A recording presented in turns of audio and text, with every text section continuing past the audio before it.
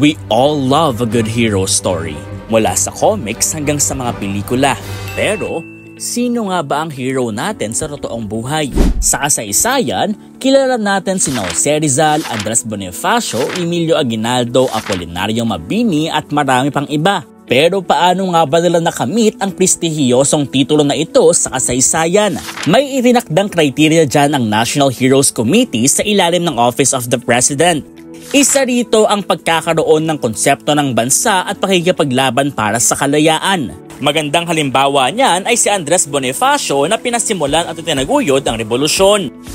Ang isang bayani ay bumubuo at may ambag sa isang sistema na hangad ay tunay na kaayusan at kalayaan para sa sambayanan. Ang isang bayani ay dapat may kontribusyon sa kalidad ng buhay at sa kinabukasan ng buong bansa. Dagdag pa rito, ang pagiging bayani ay hindi lang nakikita sa isang bahagi ng kasaysayan. Unti-unti itong ipinapasok sa kamalayan ng mga tao, lalo na sa mga kabataan. Ang isang bayani ay isinasaalang-alang ang kinabukasan, lalo na ang kapakanan ng mga susunod na henerasyon. Batay sa mga kriteriya na ito, sila ang ating mga pambansang bayani. Ngayong National Heroes Day, sino para sa iyo ang maituturing na bayani ng ating panahon?